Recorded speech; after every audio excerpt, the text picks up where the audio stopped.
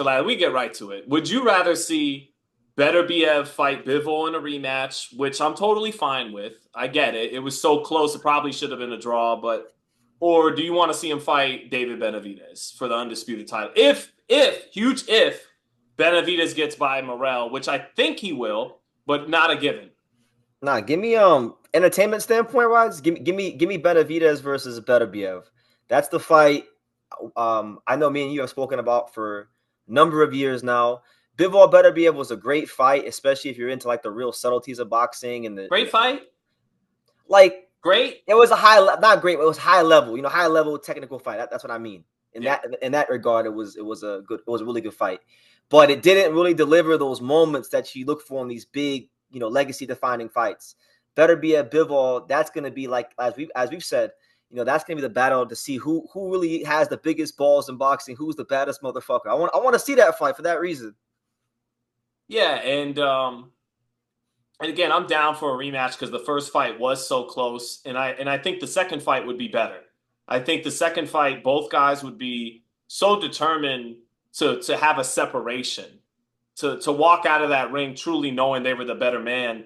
That I do think a second fight would be better than the first fight. And the first fight wasn't bad. It reminded me a little bit of Canelo Golovkin 1, and I seen that going around, and I agree with that from the standpoint of it's the summit meeting, should be an amazing clash of styles.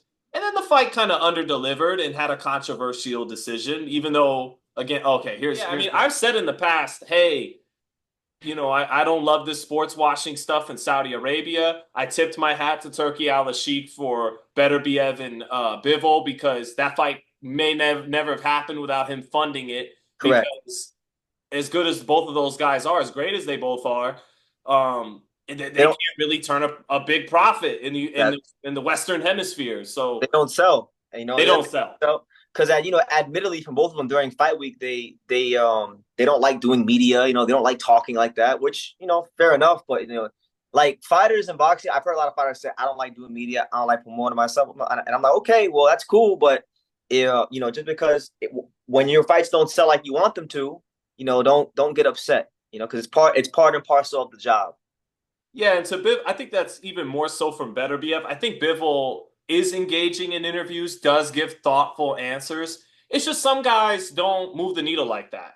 Correct. Like I was joking around after the fight. I'm like, he beat Canelo and still nobody cares. He still has to be a B-side in Saudi Arabia. And he beat Canelo in a sold out T-Mobile. Well, it actually wasn't sold out that night, but in a good crowd. Yeah, in a big crowd in Las Vegas, he beat the pound king. But for actually making Benavidez and Beterbiev, I'm all for it. And that even if David Benavidez has to go to Riyadh, which I've been vocal and not really loving the sports washing stuff. I don't even know if it's really going to be good for boxing long term, certainly here in the United States. But look, PBC couldn't bring Canelo in the ring with Benavidez, right? They're catering to Canelo because he's the cash cow. And right now, when they're in transition in this new PBC Prime venture, they can't afford to be pissing Canelo off and having him walk across the street. So ultimately, you couldn't deliver Benavidez and Canelo at 68 when it should have happened, 2023, 2024. So I'm moving on. Benavidez, if you got to go fight Beterbiev on his terms in Saudi, go do it. Because and trust the boxing gods. Trust good a little bit. And if you do the right thing, and doing the right thing is challenging the top dog at 175, you might get Canelo at 75 in the long run anyways, Correct. right? Correct. Correct. And then the fight, if he's able to beat Beterbiev, the fight's value is going to be even higher than it's ever been. So, big time. It'll work out for him. And Canelo wants to be the greatest Mexican fighter of all time, no questions asked. You beat Benavidez to become undisputed at 75, done. You're good. It's over. Like Vince Carter, who just got in the Hall of Fame. The dunk contest. Yeah. Yes. Yeah. Shout out to Vince. But everybody killed me for thinking Benavidez could win that fight. What do you say, Brendan? See, I don't think it's crazy because Benavidez has hand speed. He's got youth on his side. Beterbiev did look old. For me personally, though, it's not crazy. I've always been adamant about Beterbiev winning that fight. I question it a lot more now because I know how can I fully trust a 40-year-old coming off surgery? How do I fully just, had that same conviction I had? He's getting ready to fall off a cliff any fight. And I would be led to believe that after finally accomplishing his goal of, as he says, becoming a good boxer and becoming the undisputed light heavyweight champion of the world. Apparently, he didn't. He after the fight, he still didn't say he was good. No, okay, so Yeah. fair enough. He's still not there yet. He's still not there yet. But subconsciously, I think the goal for him has always been to get all the belts. He's now done that. So there could also just be a bit of a letdown no matter who he fights, just because he's finally accomplished what he's been after for all these years. But it's hard. I still want to pick Beterbiev, but I don't trust it. I don't trust it. So you know what? I'm gonna say wait and see, and we'll see what happens with Benavidez Morel. I want to wait and see with that. I think I that's know, fair. I know you got David because uh, as history has shown us many times before, this is the natural order of things. The older guard gets old and fades out, the younger guard takes over. And he is definitely younger and close to his prime. For people who want to kick my ass for thinking 27-year-old Benavidez, who would be 28 by the time he'd fight a 40-year-old Artur Beterbiev, I just want to remind you, I'm picking a 28-year-old David Benavidez to beat a 40-year-old Artur Beterbiev. I'm not. I don't think Beterbiev by the time they fight is truly even in his prime anymore. I liken it. I keep bringing up these two examples. I liken it to Canelo and Golovkin. Canelo, by the time he fought Golovkin, was still the champion at middleweight, just like Beterbiev is the champion light heavyweight. But he wasn't the guy who was knocking out Proska, Gabe Rosado, Yeah, William. yeah, It was a version of Golovkin that still was the guy at middleweight, but was slowing down, and correct, that correct. allowed the hand speed and an ascending force in Canelo to beat him. Lomachenko and Tiafimo, right? Yep, remember that I one. heard it all. I heard everything I'm hearing about Benavidez and Beterbiev. I heard it with Lomachenko and Tiafimo, right? Who has Tiafimo fought? He went the distance with Masahiro Nakatani, looked like shit. And it's just like, look, man, this young guy who's got the edge in hand speed and athleticism at this stage of their careers, I think he beats him. And that's Yeah, it. that's not crazy. Like that's not crazy. It's not like you're picking Lamont Roach by knockout over Tank. Like, Thank you. People no are acting disrespect to like I'm Lamont like, Roach, but Roach knocks out Davis, yeah, you know? And by the way, maybe I do think ultimately he would stop Beterbiev for the simple fact that styles make fights, and I think that fight ends in a knockout. And so since I'm picking Benavidez, that means I got Benavidez by knockout. But correct. And I would definitely if I stick my pick up Beterbiev, I would pick Beterbiev by knockout. by It's knockout, just hard. It's hard for me to pick against Beterbiev because I have this opinion that I think he's never going to lose. I think he'll retire undefeated. And so for me to might. say Benavidez beats him, that means I have to change my If he mind on doesn't that fight one. Benavidez, he will. Just kidding. He might Yeah, lose a rematch to Bivol. he might. You know, I said it in my post fight review. I was like, I think Bivol, even though Beterbiev won, I think Bivol is so smart of a fighter. Now that he's got 12 rounds to go back and see what he did wrong, I would actually slightly favor Bivol in the rematch. I would have to too, I think. Fight week can change things. Aura, Ijara. You got to see their aura coming into the fight. But Yeah, you do. But I'm with you, bro. What have we been taught in age-old boxing philosophies? The boxer tends to have the edge in a rematch over the puncher, and Correct. the younger fighter tends to have the edge. And He's the that's Bivol younger on both guy and he's the boxer. scenarios.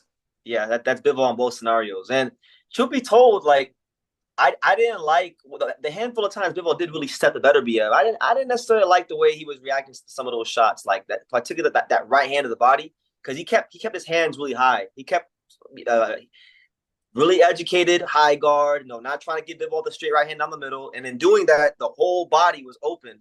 So I think if Bivol would have maybe focused on that punch a little more, he'd have a lot of success. He might even be able to hurt Beterbiev in a rematch. But that's just what I saw. I think his power got Beterbiev's respect, and then again in that seventh round, it turned on him. He got hurt trying to exchange, trying to press his advantage. I think he believed he was gaining real control over Beterbiev, and then The that right tables turned hand, like that. yeah. And he's like, "Oh shit, never mind." He's Let like, me back to boxing. that motherfucker's strong. Yeah. So, but basically, bro, I think Benavidez can sharp. If someone asked me to just sum it up very quickly, why I pick Benavidez over Beterbiev, I think he can sharpshoot him. I think he can Okay. punch in between his punches with Beterbiev pressing him. and his hand speed will allow him to sharpshoot him. And Right. the power with Bivol Beterbiev coming forward will surprise him and hurt him actually. And yeah, My thing with Benavidez, from a technical standpoint, he would need to square up a lot less. He's made a habit in his career of squaring up, and he by doing that, you make yourself a bigger target. You can't make yourself a bigger target against Beterbiev, who's that short, very precise right hand. Um, that's probably the main thing, like from a technical standpoint, I see as a flaw for him that he needs to like tighten up on. But as me and you watched about a week or so ago, we rewatched his light heavyweight debut against Bosdick, and he did show this slickness, this looseness, shifting that upper body, shifting the upper body. He was punching fighting off out of of it. different guards. He wasn't the Benavidez. He wasn't the Mexican monster at 168, but it was a more refined, different Benavidez, and he didn't get credit for it at the time. But I would challenge anybody watching our live to go back and rewatch that Bosniak fight with an open mind, and you'll see that David Benavidez actually did fight a really good fight against a guy that slowed down. He's not the Bosniak from 2019, but still a competent professional, former lineal light heavyweight champion, and for all intents and purposes, he shut him out. You know, Yeah, and Benavidez fading down the stretch of that fight a little bit can be fixed. It was his first fight at 75. He didn't have memo. He'll have memo going forward now. And, grow into the weight like Canelo did. Canelo went the distance. I know I've been saying this, but he went the distance with Chavez Jr., kind of trying to survive. Well, really trying to survive. But Vosdick threw more for sure than correct. Chavez Jr., but ultimately was fighting to get to the final bell. And you saw Canelo as he grew into 60 and 68 got better in moving up. And one more thing, and I'll close on this whole Benavidez Beterbiev talk. One thing that reminds me of Canelo Golovkin too is we talk. I remember back then a big talk about Canelo was he's flat footed. He's flat footed. He doesn't really cut off the ring, right? Yeah, Same thing they're saying about Benavidez. When you fight an aggressive fighter, and I know Beterbiev can fight in all directions, but at the end of the day, he cooks his steak. He makes that money going forward, going right? forward, mauling you. It, and when you're fighting an aggressive fighter, that flat-footedness a little bit, which I think is a little overstated. I think Benavidez's footwork certainly isn't the best. It's one of his weaker areas. But when it's a guy coming towards you, that's mitigated a little bit. if a Like guy if a guy's coming towards you, it's not really so much about footwork as much as it is upper body movement. Because if and a you guy's asked closing for the that. gap, if a guy's closing the gap, then you need to make sure you're sharp up top. Exactly. Exactly. That's why James Toney, who's sometimes against a Vasily Girov, like not really trying to move around a lot, you just Yeah, lay there in the pocket and get his shit off. correct. Yeah, and James Toney had the reputation for being what they would say a lazy fighter at times because his upper body movement was so good that he could stay in the pocket and he could counter you and abuse you in close quarters. So as long as Benavidez has his upper body on point, I give him a great shot to beat Beterbiev. I'm not as confident as I used to be, just being honest and objective here. But hopefully it happens.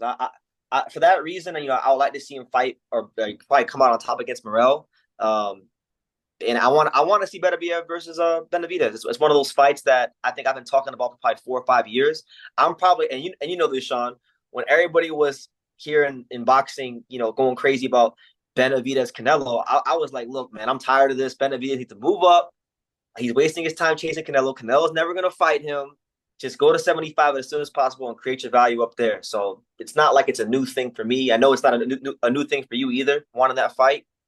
Because you covered Benavidez from when he was I've been young in interviewing his him career. about moving up to light heavyweight 3-4 years ago, talking about a Beterbiev fight. Isn't You can isn't there go one check it even out on Fight Hype. isn't there one interview even longer than that ago, like when you were in Big Bear and he's like super young and he was talking about if I'm gonna be this great fighter that I think I am, I gotta beat a guy like him. Wasn't that longer than 4 years ago? This one, I think you're confusing the pre Ronald Graville one from 2017 with the early 2021 up in Big Okay, Bear. I went up to Big Bear 2 or 3 times to talk to David back when he trained at Abel Sanchez's Summit, and the one I'm referencing is from early 2021 on Fight Hype, okay. and the one you're talking about was back on Boxing Voice in 2017. Okay, that one, yeah, that's the one that I remember the most, just because it was so long ago, and he had his sights set on Beterbiev back then, even. Well, I want to quickly get to a super chat from Mark Contreras. My guy says, "Who is Benavidez beaten? That was a power puncher." Anthony Durrell had pop at 68, had some nice knockouts. 68 was older by the time Benavidez fought him. Same thing with Vazde. I mean, In his not to day, a very good power in the right hand. Benavidez fought him by the time he was faded. So to be honest, he hasn't really fought a great puncher, but well, no, I want to he'll do it. maybe it's a bit of a reach on my end, but David Lemieux was a big puncher at 60, and Benavidez did fight him. I know he wasn't the same guy, at Oh 68. no, we're not even gonna. No, Lemieux was short for a middleweight. no, I know, Was but I mean, he super could middleweight. punch. The question was, when did he be the puncher? But Lemieux's not a boxer. You see, I'm being objective. I could run with the David Yeah, Lemieux. yeah. But David Lemieux was I was shot testing and you. small and didn't knock out anybody of note at 168. No, I know. I'm just saying, just to answer the question. Right. Yeah, I got you. Right. You're look at this Benavidez fan over here. Yeah. all of a sudden, the roles in reverse. I'm Yeah, the look at him Benavidez over fanboy here. now. Benavidez fought Lemieux. Fuck out of here. Anyway, I don't know.